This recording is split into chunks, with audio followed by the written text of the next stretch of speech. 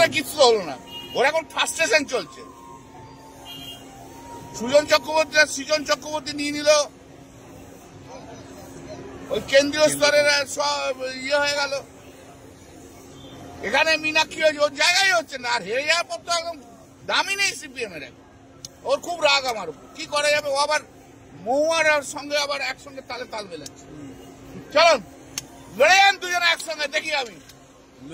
আপনার মোদি যখন আগের বার এলো তখন তো অপারেশন সিঁদুর নিয়ে অনেক কিছু বললো, এখনো জঙ্গিরা ধরা পড়লো না, আবার আসছে। ব্যর্থ তো ভারতবর্ষের প্রধানমন্ত্রী, আমাদের যে প্রধানমন্ত্রী আছে, এরকম আনসাকসেসফুল প্রধানমন্ত্রী, ব্যর্থ প্রধানমন্ত্রী, ব্যর্থ হোম মিনিস্টার ভারতবর্ষ কখনো দেখেনি। এরা শুধু কথা বলে, কাজ করে না কিছু। অমুক করুকা, তমুক করুকা, সেং করুকা, অনুক করুকা এসব বলে, কাজের সময় অষ্টলম্বা, কিচ্ছু করতে পারে না, একদম ব্যর্থ, কোনো কাজের নয় এরা। ওদের একটা প্রশ্ন করুন, ও আবার তো 31 জন না কজন মারা গেছে। এই নরেন্দ্র মোদীর পাপে এত মানুষ মারা যাচ্ছে। 26-এ কি 260 হবে? দেখো ভাই, বিজেপি বিরোধী দলনেতা হবে না এইটুকু আমি জানি।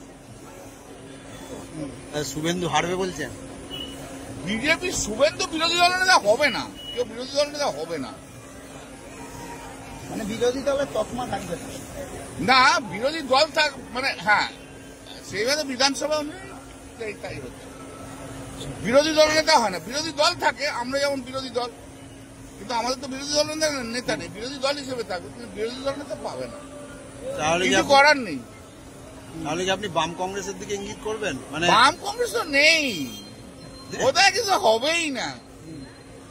এইসব ধর্ষণকারীদের বংশধররা এখন রয়েছে, কোনো নাতি কোনো নাতনি, বিখ্যাত বিখ্যাত গণধর্ষণকারী সব নাতি নাতনিরা এখন সব